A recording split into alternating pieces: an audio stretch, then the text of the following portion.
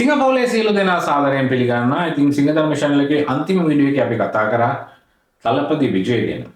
අද ඒ වීඩියෝ එකේ කන්ටිනියුේෂන් එකක් තමයි මේක.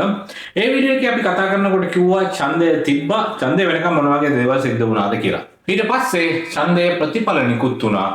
අවසානයේ මොන වගේ දෙයක් සිද්ධ වුණාද කියන එක සවිස්තරාත්මකව කතා කරමු මේ වීඩියෝ එකේ.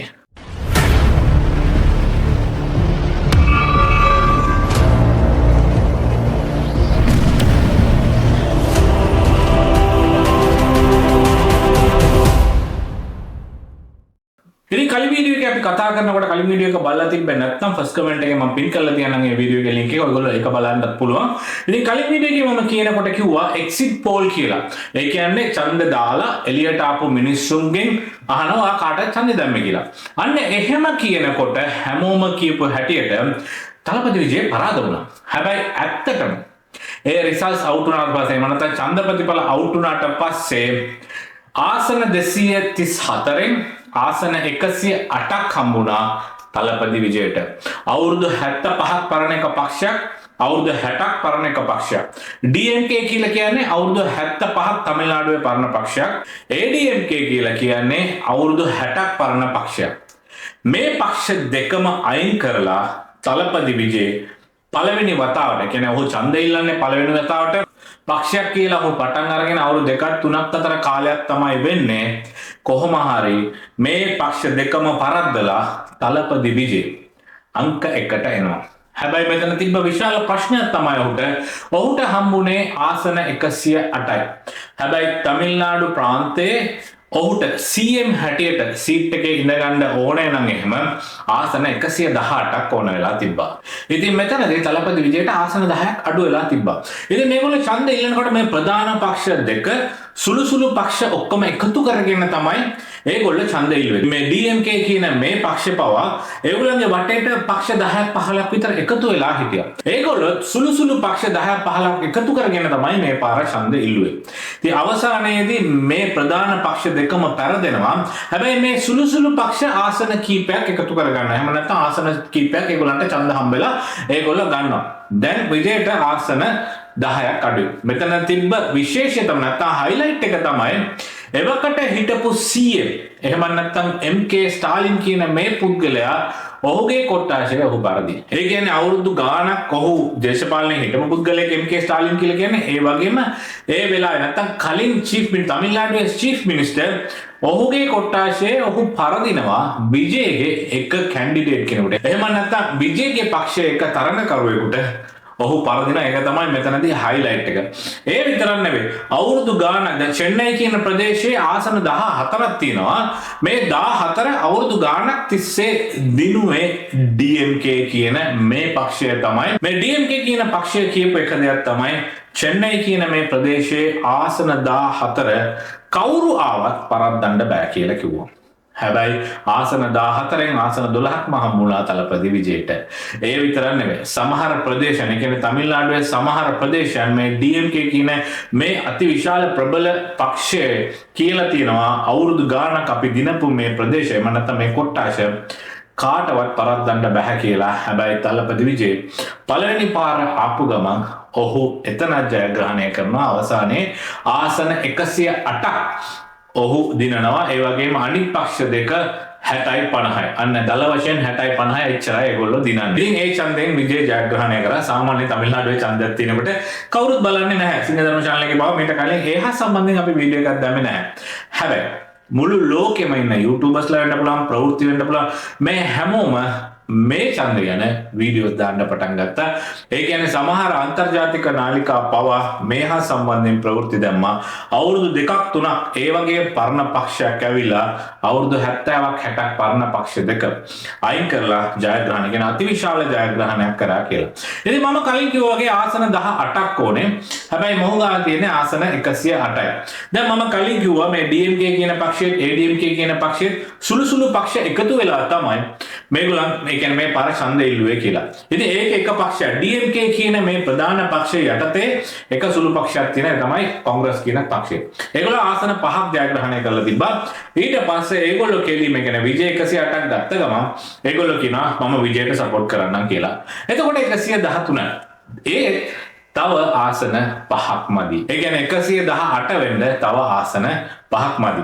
හැබැයි සාමාන්‍යයෙන් තමිල්නාඩු නැත්නම් ඉන්දියාවේ නීතියක් තමයි ඒ කියන්නේ වැඩිපුරම ඡන්ද ගත්ත එක්කනාව පාර්ලිමේන්තුවට යවනවා. ඊට පස්සේ පාර්ලිමේන්තුවේදී ඒගොල්ලෝ වැඩි බලයක් පෙන්වන්න ඕනේ. කියන්නේ ආසන 118ක් පෙන්වන්න ඕනේ. හැබැයි මෙදා පාර සිද්ධ වුණේ හාත්පසින්ම වෙනස් දෙයක්. ඒ තමයි ආණ්ඩුකාරතුමා ගාවට තලපති විජය යනවා. ඔහු කියනවා මම ජයග්‍රහණය කරා කියලා. අපිව පාර්ලිමේන්තුව කැඳවන්න දෙන්න කියලා. කියන්නේ තමිල්නාඩු පාර්ලිමේන්තුව. මේකට පාර්ලිමේන්තුව කියලා කියන්නේ සාමාන්‍ය ලෙජිස්ලේටිව් ඇසෙම්බලි කියලා තමයි කියන්නේ. ඒ කියන්නේ ඉන්දියාවට වෙනම පාර්ලිමේන්තුවක් තියෙනවා. තමිල්නාඩු ඒ කියන්නේ ව්‍යවස්ථායක සභාවක් කියලා තමයි ඒකට කියන්නේ ලෙජිස්ලේටිව් ඇසෙම්බලි. ඉතින් මේ ඇසෙම්බලි එක කැඳවන්න කියලා විජය ගිහිල්ලා තලපති විජය ගිහිල්ලා ලියුමක් දෙනවා ආණ්ඩුකාරතුමාට. හැබැයි එතනදී ආණ්ඩුකාරතුමා ප්‍රතික්ෂේප කරනවා ඔයාට ආසන 113යි තියෙන. ඒ කියන්නේ ඔහු දින්නේ ආසන 108යි.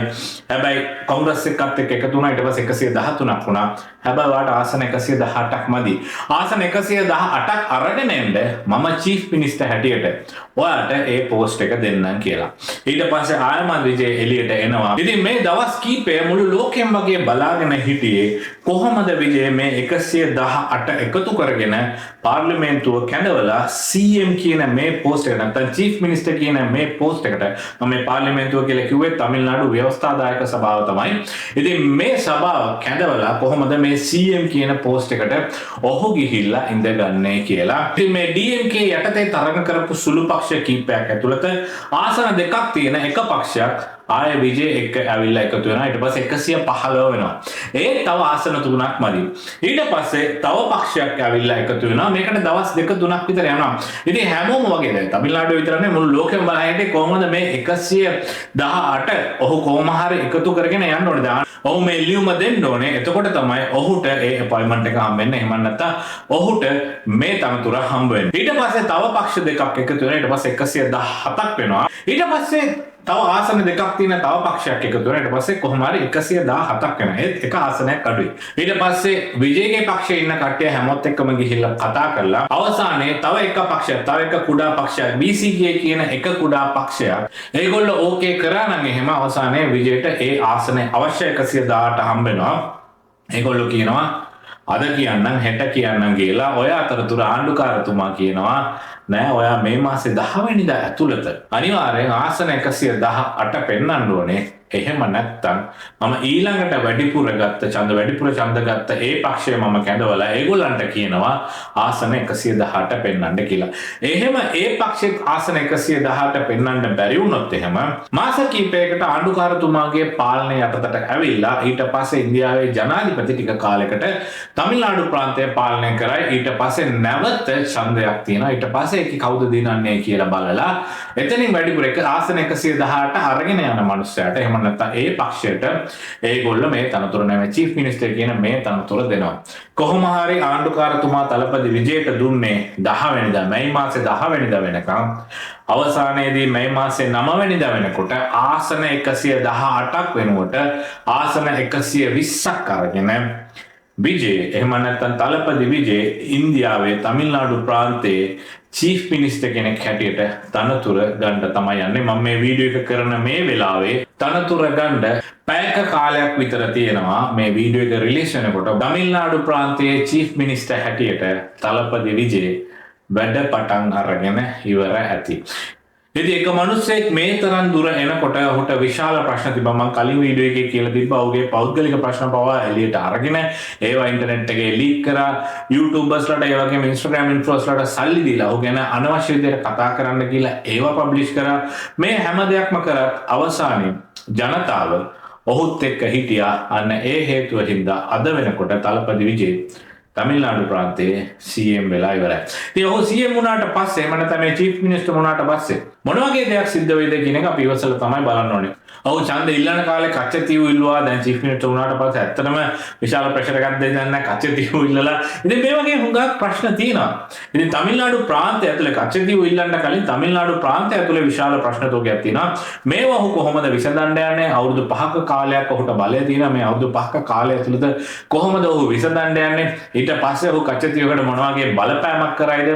මේ හැම දෙයක්ම ඉවසලා බලමු. මොන හරි අලුත් දෙයක් මේ හා සම්බන්ධයෙන් තිබ්බනම් අනිවාර්යෙන් සිංහ ධර්ම channel එකේ ඔයගොල්ලන්ට බලා ගන්න පුළුවන්. ඒ වගේම ඉදිරියට සිංහ ධර්ම channel එකටම ආවේනික වූ හුඟක් වීඩියෝස් අපි දානවා. ඒ කියන්නේ crime stories එහෙම නැත්නම් ඒ කියන්නේ ඝාතන කතා, ඒ වගේම අභිරහස් කතා මේවා දිගටම සිංහ ධර්ම channel එකේ ඔයගොල්ලන්ට බලා ගන්න පුළුවන් වෙයි. සුබ දවසක්.